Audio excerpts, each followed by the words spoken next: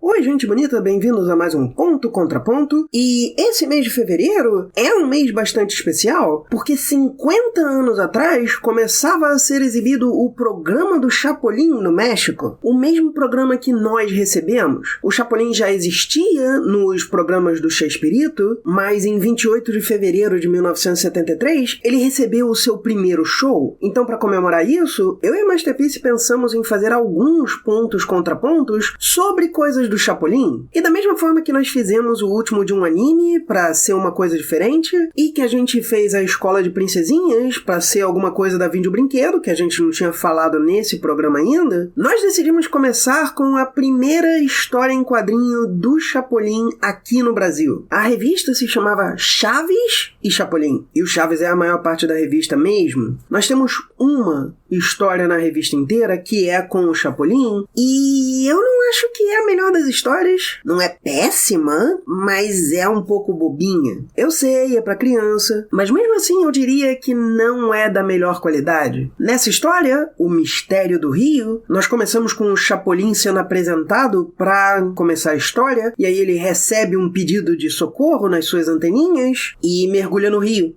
E fica dentro do rio o resto da história. E não precisa respirar. Tipo, eu sei, talvez uma criança não perceba isso. Talvez uma criança até dê o benefício da dúvida, que quando o Chapolin fez isso, ele sabia que conseguiria ficar lá, então ele deve ter feito alguma coisa pra isso. Eu até aceitaria isso se, tipo, tivesse no final alguma piadinha de "Ei, eu esqueci que eu tenho que respirar", e o Chapolin saísse correndo, ou nadando. Mas não, ele só para e calmamente fala "Não contavam com a minha astúcia", enquanto o peixe cachorrinho, que foi quem realmente resolveu a situação, pensa "Nem com a minha". Eu realmente preferiria que ele tivesse puxado alguma outra pílula junto com as de nanicolina ou algum tipo de equipamento pra isso, mas eu acho que é um pouquinho forçado você só dizer ele respira embaixo d'água. Ele nunca conseguiu fazer isso antes, mas agora ele consegue. E aí ele encontra peixes, um deles mais distinto, que seria o peixe martelo, que honestamente eu sei, isso parece um daqueles martelos mais antigos, mas eu não sei se a maioria das pessoas reconheceria ele como um martelo. E a questão toda é que o peixe prego sumiu, e o peixe martelo, que eles não falam por que estaria interessado, mas somos amigos ou entendemos a piada, é o bastante. Mas aí nós somos apresentados ao irmão mais novo do peixe prego, que é uma abominação, que é um peixe agulha, que não só é um peixe que tem braços, ele não parece ter nadadeira, ele parece ter bracinhos, ele tem um buraco no corpo, porque ele é uma agulha, e talvez isso passasse desapercebido,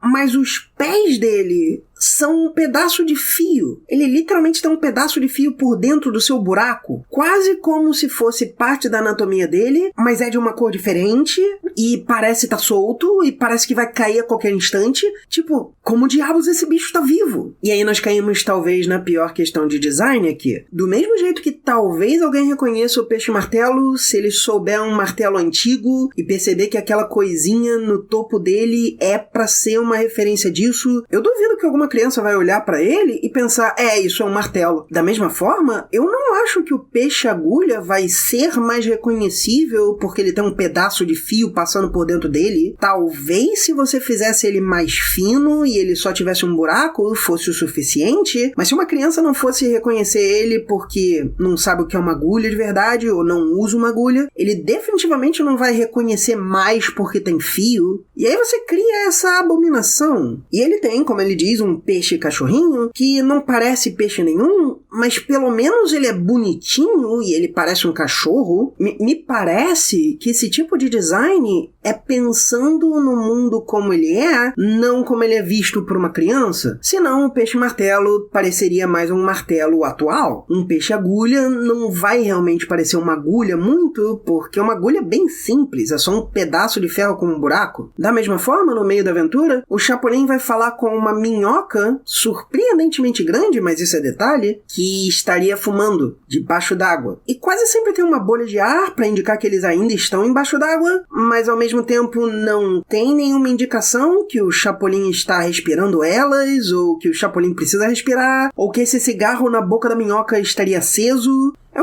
confusa, ao mesmo tempo querendo usar os benefícios de não estar embaixo d'água e não se preocupar com as desvantagens de estar embaixo d'água. Eu gosto que eles tentaram replicar algumas piadas do Chapolin, eu acho que não é muito bem feito. Nós temos uma página em que o Chapolin vai falar com um suspeito, só porque o cara tem barba por fazer, e ele fala: onde você estava na hora do crime? Que crime? Que crime? O rapto do peixe-prego? O rapto do peixe-prego! A que horas foi isso? A que horas foi isso? 10 minutos atrás! E meio que não funciona, porque a piada precisaria de mais tempo que isso. Talvez se a página fosse dividida em 4 linhas, ou talvez se a página inteira fosse a piada e tivesse mais alguns quadros. Mas é aquele tipo de piada que é um pouco difícil de traduzir para começo de conversa e quase sempre depende da regra dos 3. Você faz algo e repete, você só estabeleceu o básico. Se você faz algo e aí já quebra, não tem um padrão estabelecido. Às vezes produções estão correndo e não podem gastar muito tempo e não percebem que estão quebrando a regra dos 3 e aí, claro, quebram a própria piada.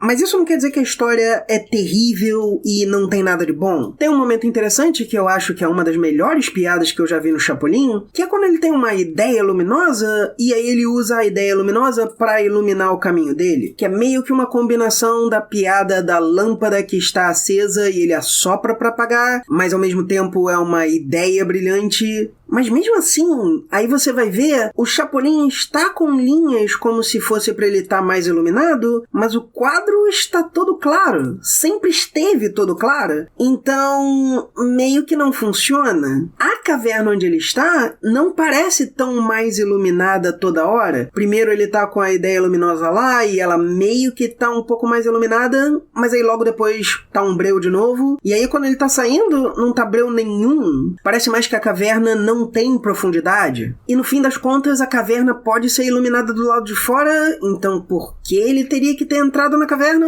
Só pra fazer a piada. Mas e isso tudo é sem considerar qual é a resolução. A resolução é que o peixe-prego se escondeu pra namorar a peixa-taxinha. Se isso fosse um programa para adultos, eu acho que dava pra passar, mas nós literalmente estamos apresentando um namoro interespécies pra crianças. Eu não acho que eles teriam uma noção de interespécie, não me entenda mal, especialmente nesse mundo em que peixes agulhas são irmãos de peixes prego, mas eu acho que a noção de namorar escondido no escuro não é a melhor das coisas a se colocar ali. Você facilmente poderia dizer que eles só foram para um lugar porque é bonito e estavam lá namorados sentados, em vez de ser literalmente no escurinho. Tem um motivo pro escurinho do cinema ser tão referenciado para isso. Mas no fim das contas, o Chapolin praticamente não fez nada. Quem encontrou ele foi o peixe-cachorrinho, que cheirou ele embaixo d'água, e o Chapolin só participou. Eu não acho que isso é um problema, não tem nada de mal em ter uma história em que o herói não é o responsável pela coisa boa, e o programa do Chapolin costumava saber disso, mas normalmente o Chapolin é um foco maior, pelo menos tendo algo a ver, em vez de só desperdiçar o tempo. A única outra coisa a dizer é na questão do design. Todos esses personagens são meio que bochechudos. É literalmente parte do estilo, mas dá pra você ver claramente aqui que quem está desenhando está tentando fazer algo bem vanilla. Nada estilizado demais, nada satírico demais. O Chapolin parece ter uma bochecha grande, e aí quando você vai ver, poxa, então o Kiko deve ter uma bochecha enorme. Não, ele basicamente tem a mesma bochecha que todo mundo. Então se você nunca viu o programa, você não sabe que alguém chamar ele de bochechudo faria sentido, porque não faz aqui. Então é uma história bem mais ou menos. Pra uma primeira história, eu acho que é bem fraca. Considerando todas as questões de ritmo que nós temos aqui, aquela primeira página é bem desperdiçada. Você facilmente poderia eliminar um quadro 2 para melhorar a questão de ritmo lá pra trás. Você poderia reorganizar para que aquela piada que precisava de mais tempo pudesse ter mais tempo. Mas eu não vou dizer que é horrível também. Eu acho que se alguém comprasse pelo Chapolin essa revista, eles provavelmente não comprariam a número 2. Mas provavelmente todo mundo estaria comprando pelo combo, o Chaves e o Chapolin, e provavelmente com a expectativa de serem histórias mais infantis, menos desafiadoras. Começando com uma das coisas principais da história, que você disse que o Chapolin respira debaixo d'água e não tem muito uma explicação para isso. Eu, na hora que eu li, não vi tanto problema, porque eu estava tendo a ideia de que esta revista seria algo mais como o Chapolin que o Chaves ou o Kiko falam, que vem na TV. Às vezes parece que é o mesmo seriado que a gente vê, só que mesmo assim eles comentam um pouco mais dele, falam de maneira muito mais heróica. Então eu tive essa ideia. Mas realmente eu concordo com você, seria melhor se tivesse uma explicação do porquê ele respira debaixo d'água. Ele poderia usar realmente alguma pílula, como você disse, tipo as pílulas encolhedoras, e daí só que uma que faz ele respirar debaixo d'água, e daí dar uma pequena explicação sobre isso não seria difícil. Eu concordo e discordo de algumas questões dos designs. Sobre o Peixe Martelo, eu realmente acho que poderia melhorar o design dele para parecer algo realmente um martelo que não fosse tão antigo, porque eu acho que para a época até que essa história foi lançada, eles realmente fizeram o peixe não parecer muito martelo daquela época.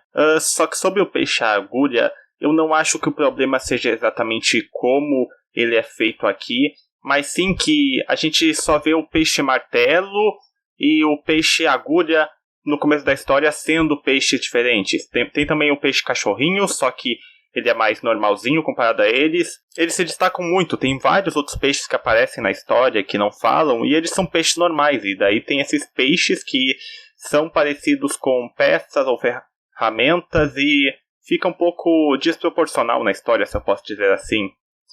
Talvez se você quisesse melhorar os designs, você poderia fazer ser mais imaginativo, algo mais criativo. Na questão da piada parecida com a do seriado, que o Chapolin vai lá e se esquece, daí os peixes falam, aconteceu há 10 minutos atrás.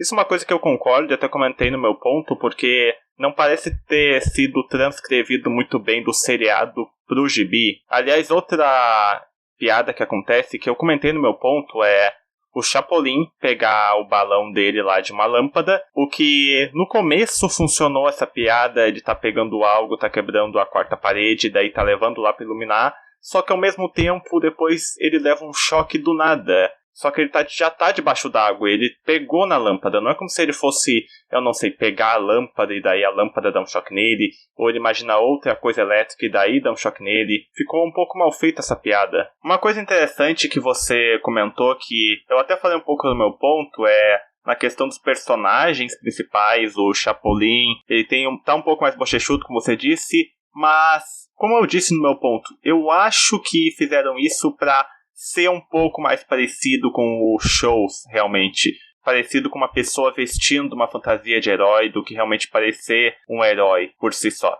Só que outra coisa que eu também notei é que os fundos dessa história usam uma técnica parecida com os primeiros gibis da Mônica, que você não vai desenhar muitos cenários onde você acha que não é necessário, você vai mudar a cor de fundo para dar a impressão diferente para a pessoa. Então você vai colocar cores mais claras numa situação que é um pouco mais leve, vai colocar cores mais fortes para ser uma cena que acontece mais coisas.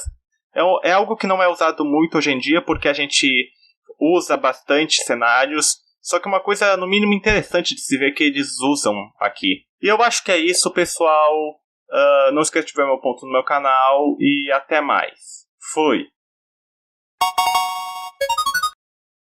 Muito obrigado por assistir. Se você gostou, curta e assine o canal, e por favor considere se tornar membro para ajudar na produção dos próximos vídeos. Ou considere doar para o Pix do canal. perguntas@resenharedonda@gmail.com